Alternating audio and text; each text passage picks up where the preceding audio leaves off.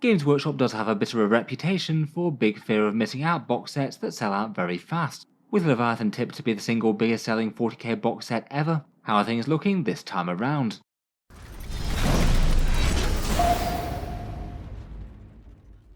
Hello and welcome back to Warspets Tactics, where today we're talking Games Workshop big box sets and supply and demand, with a discussion of the upcoming Leviathan release and whether there's any cause for optimism of it going a bit smoother than some of Games Workshop's recent releases. If you've been keeping tabs on Warhammer 40k in just about any way, I'm sure you'll be well aware of the Leviathan Box Set, the Warhammer 40k Big 10th Edition set that Games Workshop have been showing off the miniatures for over the past month or so, and will be the first way that you can pick up the full rules and mission cards for 40k 10th Edition in print.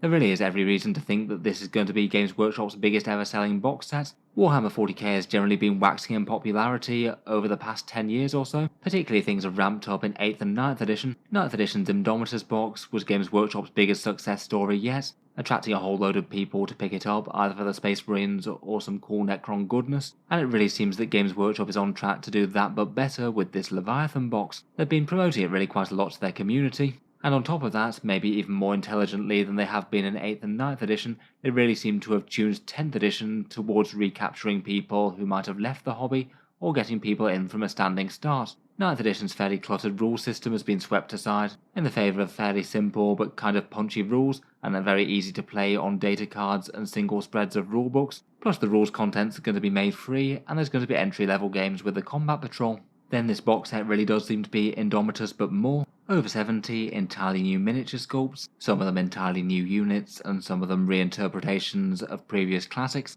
and judging by the price that they'd teased in that giveaway that they were doing, it looks like this thing will be retailing for £150 or $250, certainly a very steep price tag, but also for the miniatures that are in this box, it looks like you could argue that this is one of the best discounts that Games Workshop has ever done. If you bought the full multi-part plastic kits for these, by typical Games Workshop prices, they may well charge 4 times as much for these miniatures, this book and the cards. I think it's safe to say that they have a lot of people interested, and seeing as Indomitus did so well, it's hard to imagine that this isn't going to do equally well, and probably better in the context of the big 10th edition reset.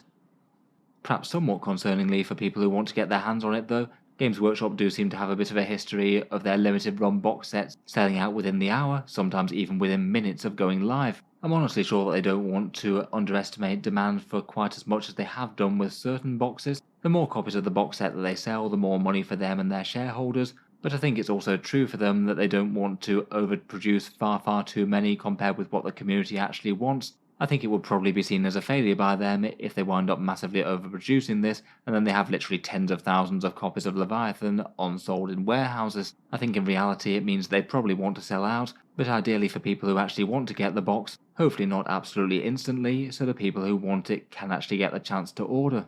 To be fair to them, I can't help but think that trying to produce a limited set of boxes for what seems to be predicted to be unprecedented demand has to be kind of challenging. Apparently they are going to be producing more of this than they did in Indomitus, but how many tens of thousands more copies they're going to make might depend on just how much they're willing to roll the dice.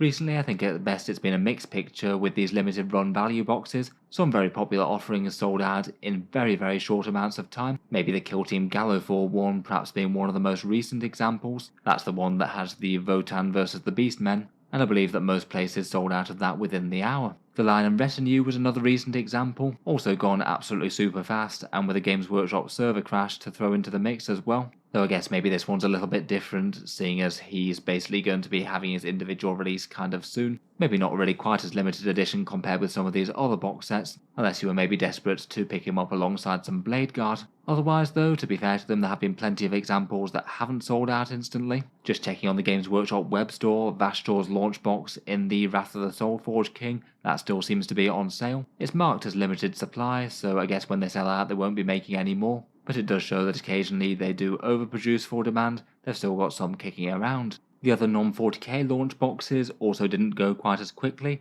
Age of Sigmar Dominion and Age of Darkness didn't go instantly at least, and Games Workshop had online queuing systems for managing them. I guess it's true that Heresy and Age of Sigmar don't tend to be quite as popular as Warhammer 40k, but at the same time I guess it shows that when they're treating things seriously for launch boxes, the ones since Indomitus did seem to go a bit better. Overall, I feel like it's a bit of a mixed bag. There's definitely some really big examples that have sold out super quickly, but at the same time maybe a decent amount of examples where they've actually produced more than demand.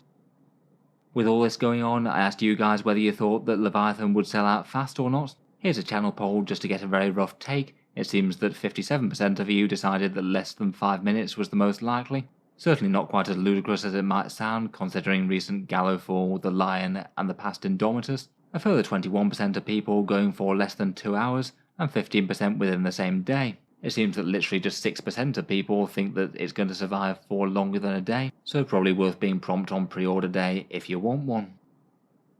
Out of all of their previous box sets, I feel like maybe the Indomitus one is the best precedent for this though. This was the last big box 40k launch set, and the general theme and feel of it was very similar to Leviathan. This box set did set records. To my knowledge, it's supposed to be the most sold box set Games Workshop has ever made to date, including later stuff at the moment. I'm not sure what proportion of Games Workshop's overall sales are made up of these big launch box type things, but I'd guess just about any other individual model kit is just a bit diluted by a huge range of different miniatures to choose from.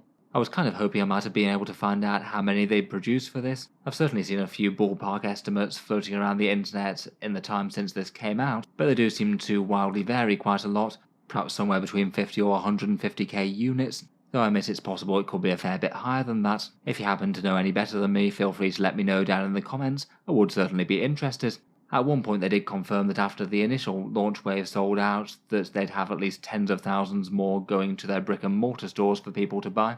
So with those kind of numbers being thrown around, it sounds like 50,000 sounds about the absolute minimum, though it could be far higher. In any case, when the Indomitus pre-order did go live, I believe it sold out in around about 15 minutes on their web store at the time, and that was despite Games Workshop repeatedly on their live streams saying that they should easily have enough of these to meet demand, maybe not realising just how many people were keen for this one in the middle of lockdown and not having much else to do. Despite other more recent examples, I feel like this prompted the single biggest outcry for Games Workshop selling out of a kit too fast. People just aren't really very happy when there's been months of hype being put towards a set, and then they're not even able to give Games Workshop their money to get one, and the backlash and demand seem to be so great that Games Workshop actually took steps to address it. Having a made-to-order run certainly seems to be one way that Games Workshop can better match the supply of these box sets to the demand of people wanting to buy them, and that's something that they implemented after Indomitus. After the big Indomitus sale on the Saturday and all the box sets went away, Games Workshop responded on the Monday in a Warhammer community post, basically saying that it wasn't their intention for so many people not to be able to get their hands on one. They did think that they'd made enough to be able to ship them to people, and that their way of trying to rectify it would be that they would do a made-to-order run of the box set, so basically they would have an extended pre-order period. Anyone who ordered it within that period would be guaranteed to get one, and then it would be posted out after they made a fresh wave in their factory. Certainly meant that the people who ordered this made-to-order wave might well be potentially delayed in their order. They said it could be several months before you actually received the box, though I believe that at least some people got it faster, and at the time this was generally welcomed as a pretty decent solution, maybe making the box sets just a little bit less in demand for scalpers and things, and allowing people who hadn't been on hair trigger alerts the ability to get one of the 40k's best box sets.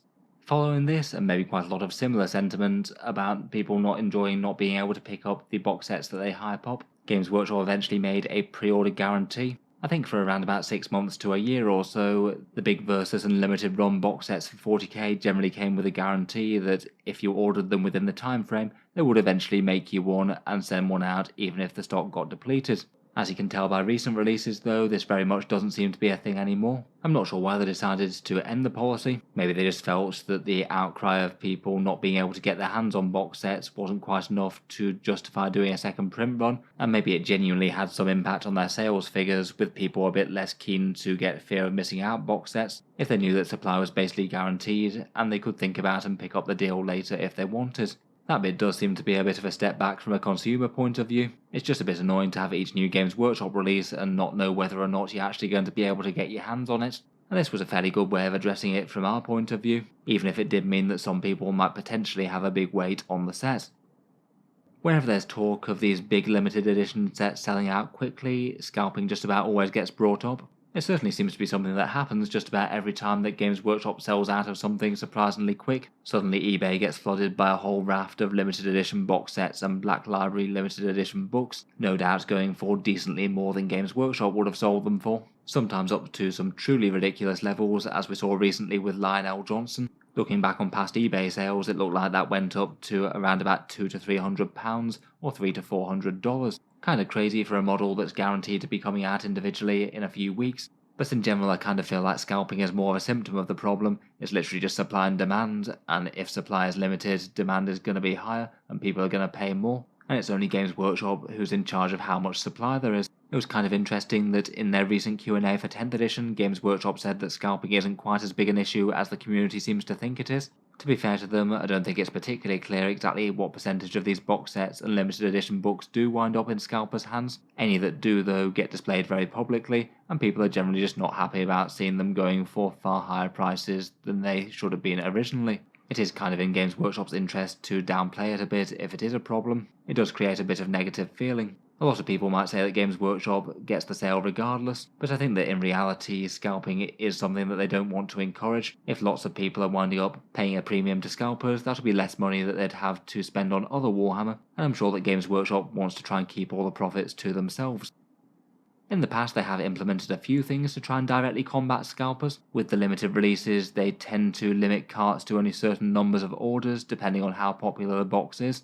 I remember that there were reports during the Indomitus fiasco that GW contacted eBay to get a bunch of scalpers listings removed from the site, though I believe that the only actual mechanism that they had to play there was if people use images that were just directly reproduced from their materials. It doesn't seem to be something that I've heard much report of them doing since. Again, that made-to-order type deal does seem like a very good way to reduce scalper impact. I guess from the scalper's point of view, if they're just going to have basically unlimited supply, the demand isn't going to be quite as high, so the price that they can get away with charging will be a lot lower, and only just trying to sell to people who don't want to wait till the individual release. As for Leviathan, I can't help but think it's kind of inevitable that it probably gets scalped if it sells out. People seem to think that it's heavily odds on to get sold out, so therefore it probably will be scalped afterwards. I would be kind of amazed to see a Games Workshop limited run that doesn't go for more on eBay within a few hours. I've definitely heard a fair bit in the comments about the possibility of scalpers using bots as well. Lots of basic bot accounts that overload Games Workshop servers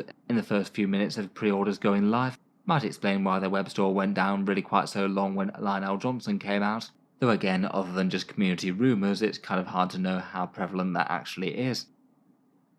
Overall, just from past precedent, it does look like Games Workshop will probably sell out of the Leviathan box set fairly quickly. If the wisdom of crowds is anything to go by, then most of you are expecting that it goes within the day, if not within the first 5 minutes or couple of hours. Always possible that this time could be different though. Games Workshop did give us a couple of other answers from their Q&A that might be relevant.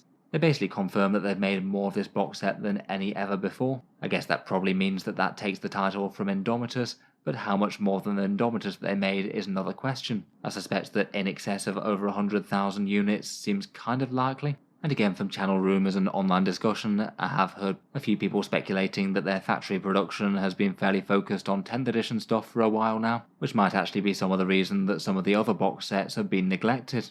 The other thing that they confirmed that was probably kind of predictable is that on the launch day they will have a system of website queuing. It should probably mean that when you go to a web store you'll be given a ticket and you'll be told roughly how close you are to the front of the queue.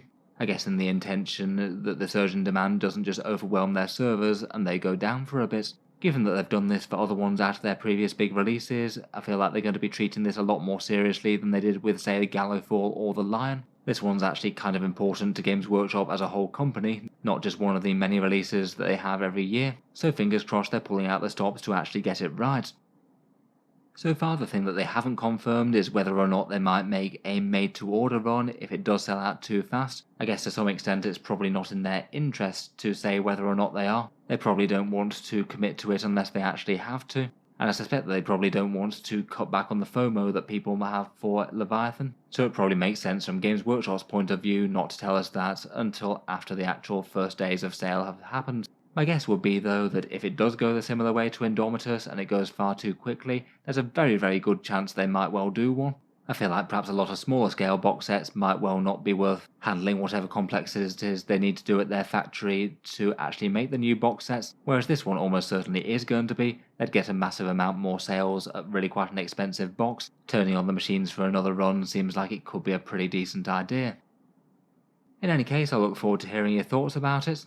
Do you think that Leviathan will be gone in minutes on launch day, given that they're doing a pre-order queue? And if it does, do you reckon that Games Workshop will hit back with a made-to-order offering? Are we going to be going the same way as Indomitus with this? If you've enjoyed the video, then feel free to subscribe to Auspex Tactics, where I'll certainly keep the regular 40k videos coming. I do tend to post new ones just about every day. Finally, if you have been enjoying all the coverage on the channel, I would just like to mention that Auspex Tactics does have a Patreon page as well, and that's what allows me to make all these videos quite as regularly as this. Channel patrons do get a fair few advantages, seeing certain videos early, regular votes to see what sort of things happen next on the channel, and automatic entry into the regular prize giveaways with a chance to win some big model kits each month. If any of that sounds good to you, or you'd just like to help support, the link is down in the video description. In any case, a massive thank you for listening, and I'll hope to see you guys next time.